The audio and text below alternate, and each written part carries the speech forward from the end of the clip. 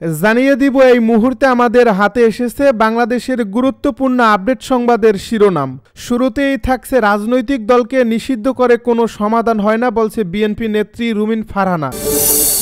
আরও জানাবো খালেদা জিয়ার অসুস্থতায় শুধু বিএনপি নয় সারা দেশের মানুষ উদ্বিগ্ন। এদিকে দলের নির্ধারিত ব্যক্তি ছাড়া কারোর কথায় কান দেবেন না বলছে বিএনপি নেতা ডাক্তার জাহেদ। আরও জানাবো বিএনপি এনসিপির মধ্যে ঐক্য প্রয়োজন নাসিরউদ্দিন পাটোয়ারি। সব শেষে জানিয়ে দিব দেশে তারেক রহমানের নিরাপত্তা নিয়ে কোনো শঙ্কা নেই জানালো স্বরাষ্ট্র উপদেষ্টা।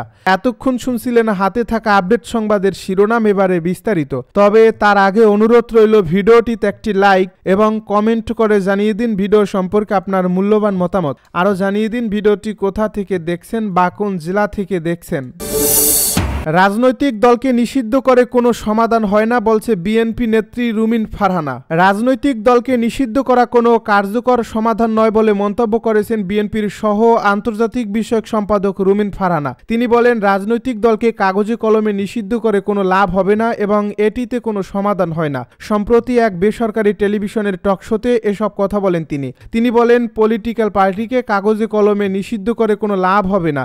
জামায়াতকে শেখ হাসিনা লাস্ট মোমেন্টে নিষিদ্ধ করেছিল। এর আগেও জামায়াত শিবিরের নিবন্ধন বাতিল করেছিল। সকলভাবে চেষ্টা করা হয়েছে দলটিকে কোন ঠাসা করে একেবারে শেষ করে দেওয়ার, কিন্তু সেটি পারেনি। নিষিদ্ধ করে আসলে কোনো সমাধান হয় না। মুসলিম লীগের উদাহরণ তুলে রুমিন ফারহানা বলেন, মুসলিম লীগ বাংলাদেশের এখনো রাজনীতি করে। এই দলের কর্মী আছেন কতজন, নেতা সমর্থক কতজন, ভোটার কতজন, এটা কেউ ম্যাগনিফাইং গ্লাস দিয়েও খুঁজে বের করতে পারবে না। তিনি বলেন, যে দলটি গত বছর জুলাই আগস্টে নিষিদ্ধ হয়েছে বা যে দলটির কার্যক্রম গত 15 বছর ধরে নিষিদ্ধ ছিল, তারা কিন্তু প্রবল প্রতাপে রাজনীতির মাঠে কাজ করে বেড়াচ্ছে। কাগজে কলমে নিষিদ্ধ করে কোনো লাভ হবে না যদি না মানুষের মন থেকে তাদের সরানো যায়। রুমিন ফারহানা বলেন, একটি নতুন জোটের কথা শোনা যাচ্ছে যেখানে 16টি রাজনৈতিক দল আছে। এই জোটের মধ্যে দিয়ে আওয়ামী লীগের যারা সরাসরি কোনো বড় পদে ছিলেন না, যারা মন্ত্রী এমপি হননি, যাদের উপর 24-এর গণ অভ্যুত্থানের দায় নেই, কিন্তু তারা আওয়ামী লীগের ব্যাপারে সফট কর্নার ধারণ করে, এরকম মানুষ এই জোটের মাধ্যমে আসতে পারে। বিএনপির এই নেত্রী বলেন, নির্বাচন বানচাল করার ব্যাপারে আওয়ামী লীগের একটি পরিকল্পনা আছে, এটা আমি বলছি না।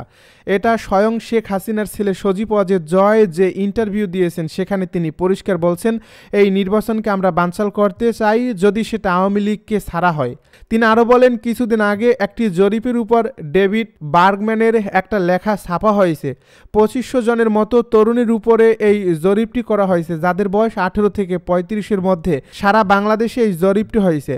সেখানে বলা হয়েছে তরুণদের মধ্যে 20% বিএনপিকে ভোট দেবে, 17% জামায়াতকে আর 9 বা 10% আওয়ামী লীগকে ভোট দেবে। আর কোনো দলের প্রতি সমর্থন অনিশ্চিত, এমন ভোটার সংখ্যা সবচেয়ে বেশি। খালেদা জিয়ার অসুস্থতায় শুধু বিএনপি নয় সারা দেশের মানুষ উদ্বিগ্ন। বিএনপি চেয়ারপারসন বেগম খালেদা জিয়ার অসুস্থতায় শুধু বিএনপি নয় সারা দেশের মানুষ উদ্বিগ্ন বলে মন্তব্য করেছেন বিএনপির সিনিয়র যুগ্ম মহাসচিব রুহুল কবির রিজভী। তিনি বলেছেন, শুধু বিএনপি ও তার অঙ্গ সংগঠন নয় সারা দেশের সাধারণ মানুষ গভীর মনোবেদনা নিয়ে বেগম জিয়ার সুস্থতার জন্য দোয়া করছেন। মঙ্গলবার সকালে রাজধানীর শ্যামলীতে নিজ বাসভবনে পবিত্র কোরআন খতম ও সৎকায়ে জারিয়া হিসেবে ছাগল জবাই অনুষ্ঠান তত্ত্বাবধায়নকালে এ মন্তব্য করেন তিনি। এ সময় বেগম খালেদা জিয়ার জন্য সবাইকে যার যার নিজ অবস্থান থেকে দোয়া করার আহ্বান জানান তিনি। বহু ষড়যন্ত্র করে বেগম খালেদা জিয়াকে দেশ থেকে সরিয়ে দেওয়ার চেষ্টা করা হয়েছে দাবি করে দলের এই শীর্ষ নেতা আরও বলেন, দৃঢ় মনোবল ও সাহস নিয়ে সব সময় মানুষের পাশে ছিলেন বেগম জিয়া। দেশের গণতন্ত্র ও মানবাধিকার প্রতিষ্ঠায় বেগম জিয়া যে আপোষহীন ভূমিকা রেখেছেন তা বৃথা যাবে না বলেও মন্তব্য করেন তিনি। দলের নির্ধারিত ব্যক্তি ছাড়া কারোর কথায় কান দেবেন না বলছে বিএনপি নেতা ডাক্তার জাহিদ। রাজধানীর এভারকেয়ার হাসপাতালে চিকিৎসাধীন বিএনপির চেয়ারপারসন ও সাবেক প্রধানমন্ত্রী বেগম খালেদা জিয়ার চিকিৎসা সংক্রান্ত যে কোনো তথ্য পেতে দলের নির্ধারিত ব্যক্তি ছাড়া কারোর ব্রিফিংয়ে কোনো কান না দিতে গণমাধ্যমের প্রতি আহ্বান জানিয়েছেন তার ব্যক্তিগত চিকিৎসক অধ্যাপক ডাক্তার AZM জাহিদ হোসেন। মঙ্গলবার দুপুরে হাসপাতালের সামনে এক ব্রিফিংয়ে এই আহ্বান জানান তিনি। ডাক্তার জাহিদ হোসেন বলেন, আমাদের দলের পক্ষ থেকে জানানো হয়েছে আমাদের দলের সিনিয়র যুগ্ম মহাসচিব রুহুল কবির রিজভী ম্যাডামের স্বাস্থ্য ব্যতীত অন্যান্য বিষয়ে আপনাদের মাঝে মাঝে ব্রিফ করবেন। আমি ডাক্তার AZM জাহিদ হোসেন, দলের একজন কর্মী, আমি আপনাদের ওনার স্বাস্থ্য নিয়ে ব্রিফ করব। তিনি বলেন, এর বাইরে আপনারা অন্য কারো ব্রিফিংয়ের প্রতি কোনো ধরনের কান না দেওয়ার জন্য দল আপনাদেরকে অনুরোধ করছে। আপনারা যদি এটা মানেন, ফলো করেন, তাহলে আর কোনো গুজব ছড়ানোর সুযোগ থাকে না। গত 23 নভেম্বর থেকে এভারকেয়ার হাসপাতালে বিএনপি চেয়ারপারসন বেগম খালেদা জিয়া চিকিৎসাধীন।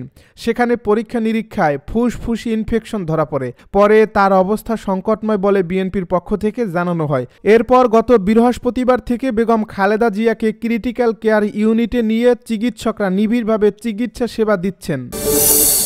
বিএনপি এনসিপির মধ্যে ঐক্য প্রয়োজন, নাসিরউদ্দিন পাটোয়ারী।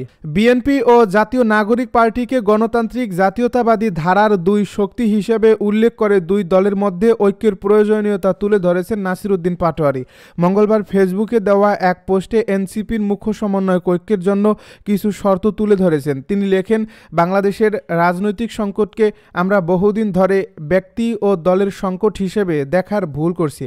এই সংকট বেগম জিয়া বা তারেক জিয়ার নয়, এটি এক গভীরতর রাষ্ট্রগত সংকট যা ব্যক্তি নির্ভর ব্যাখ্যার ঊর্ধ্বে। পরিবারতন্ত্রের যে দুর্বলতা দীর্ঘদিন বিএনপিকে জর্জরিত করেছে, সেই জায়গায় সংস্কারের পথ আমরা ইতিমধ্যে স্পষ্ট করেছি, যার ফলে বিএনপি যখন জনগণের কাছে তার ঐতিহাসিক আবেদন হারিয়েছে, তখন তারা অবলম্বন খুঁজছে প্রতিষ্ঠানের ছায়ায়।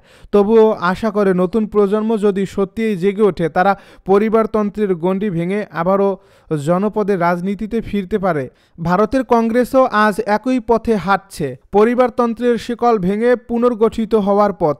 তিনি লিখেন, বাংলাদেশের প্রকৃত সংকট কোনো দল নয়, দুই ধারার আধিপত্যবাদ, মুজিববাদ ও মওদুদিবাদ। গত 5 দশক ধরে ভারত পাকিস্তানের রাজনৈতিক প্রক্সি যুদ্ধের এক দীর্ঘ ক্ষেত্র ছিল বাংলাদেশ, যার নিয়ন্ত্রণে ছিল কখনো মুজিববাদ, কখনো মওদুদিবাদ। এই দ্বৈত আধিপত্যের ফলে আমাদের রাষ্ট্র, সংস্কৃতি, অর্থনীতি ও প্রশাসনিক কাঠামো ক্রমেই ভেঙে পড়ছে।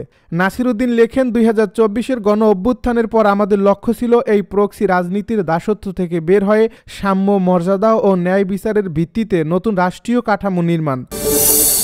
দেশে তারেক রহমানের নিরাপত্তা নিয়ে কোনো শঙ্কা নেই জানালো স্বরাষ্ট্র উপদেষ্টা।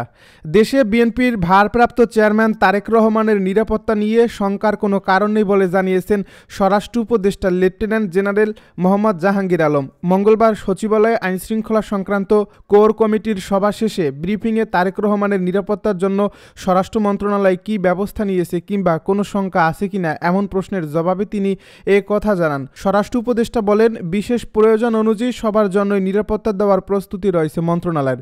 বাংলাদেশে কারো নিরাপত্তা শঙ্কা নেই। যার যে স্ট্যাটাস অনুযায়ী নিরাপত্তা প্রয়োজন সেই ব্যবস্থা দেওয়া হবে। স্বরাষ্ট্র মন্ত্রণালয় সবার নিরাপত্তায় প্রস্তুত। বিডিআর হত্যাকাণ্ড তদন্ত রিপোর্ট প্রসঙ্গে উপদেষ্টা বলেন, এটি একটি বৃহৎ ও গুরুত্বপূর্ণ রিপোর্ট। অনেক গুরুত্বপূর্ণ সুপারিশ রয়েছে এতে, যা বাস্তবায়নে সরকার উদ্যোগ নেবে। আসন্ন নির্বাচনকে কেন্দ্র করে ঝুঁকিপূর্ণ কেন্দ্রগুলোর তালিকা চূড়ান্ত করা হয়েছে বলেও জানান তিনি। প্রয়োজন অনুযায়ী বডি ক্যামেরা কেনা হবে এবং নির্বাচনকালীন সীমান্ত দিয়ে অনুপ্রবেশ ঠেকাতে কড়া নজরদারি করা হবে। ফোনে আড়িপাতা প্রসঙ্গে তিনি বলেন, যে সংস্থা অথরাইজড শুধু তারাই আড়ি পাততে পারবে, অনুমোদন ছাড়া অন্য কেউ তা করতে পারবে না। এসপি পদায়ন নিয়ে কোনো অভিযোগ পাওয়া যায়নি বলেও মন্তব্য করেন তিনি।